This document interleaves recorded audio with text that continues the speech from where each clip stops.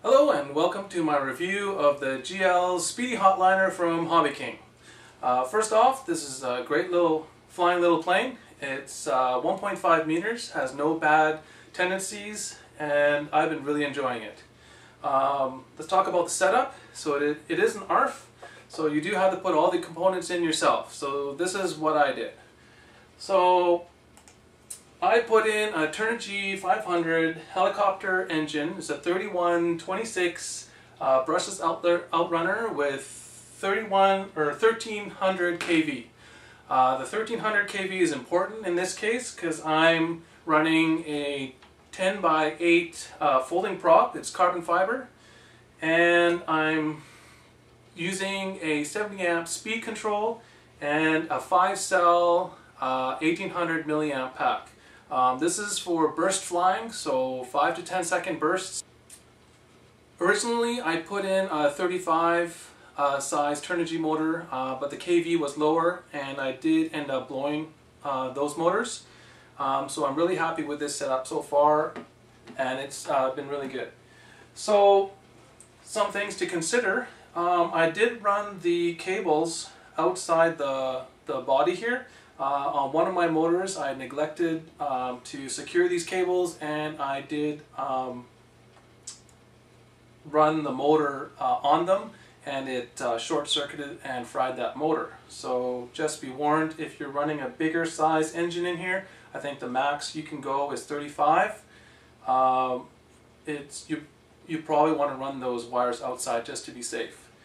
This model gets really hot, so you definitely need to cut some holes into the model. I've drilled a bunch of holes into the nose area. I probably don't have enough, but I also have some holes in the canopy for the speed control on this side, and it seems to be okay. I'm not sure if I need more or what, but so far it's been pretty good. I put Metal Gear servos into this plane. I'm really happy with the analog HK929 Metal Gear servos from HobbyKing. These are great little servos, and so far they haven't failed me in any of my models yet. Let's talk about the build. If you look at the reviews on HobbyKing, there is some things that you do need to do to make sure that this is a secure plane. You're not going to lose a wing. Because this wing saddle here probably needs to be reinforced. I reinforced top and bottom with fiberglass. I also did have a bit of a mishap here, and this section was the first thing to crack, even though I did reinforce it. Also towards the trailing edge, I did have some cracks here, so I did reinforce those with fiberglass as well. The wing itself, I fiberglassed down the middle. I took the monocoat off so I could get right onto the wood there with my fiberglass job. And I also put a carbon fiber stick along this dowel, just in case I decide to pull some hard G's. I don't want that dowel to fail. So I just reinforced all that, and so far it's been rock solid. What I've noticed with this plane, and I'll have to put a picture in here, but the trailing edge of the vertical fin is flat. So if you're looking at a very slippery plane, this plane needs some work. The trailing edge is not sharp, it's flat. So if you are really particular, you may want to file that down to a nice razor sharp edge. Same with the tailplane. And what I did with my vertical stab, because this is part of the fiberglass body, is I added some plasticard to the tail to give it a sharper edge. Because if you see my picture there, this trailing edge is like bigger than, or almost as big as a penny. So that's quite a flat surface to be creating drag back there. So I just cleaned that up.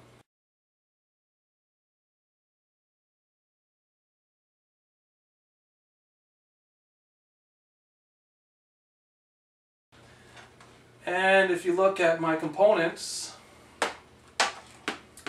I've got my battery pack is stuffed right under here. It does come right underneath the wing, so you have to be careful about your clearance when you're getting your battery pack.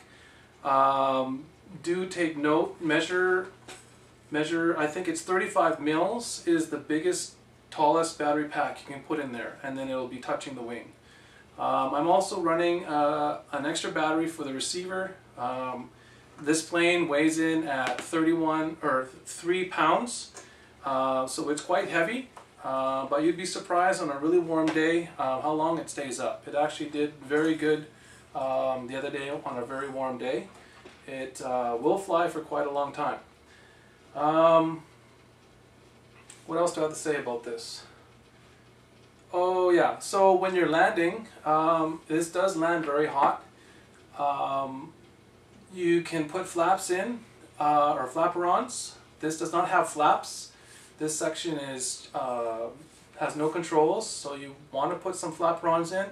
I haven't got mine working very well yet, so I land this without flaperons, and it does land pretty hot, but I have a big field to land in. So make sure you hit the runway dead center and nice and flat, because if you catch a wingtip, which I've done a few times, it'll swing around and catch the tail and create stress fractures along this section right here, which I just did the other day. So I've been running fiberglass over this tail section to give it a little more strength. So it is a fast plane, and you do need to have a look at it after every flight if you've kind of landed a little rough, because you will create stress fractures along the fiberglass frame, and eventually those are going to fail. So keep up on your repairs, and you'll be pretty happy that you got this. It's a pretty awesome flying plane. It's number 2 in my squadron. Thanks for watching, and I hope you enjoyed this review.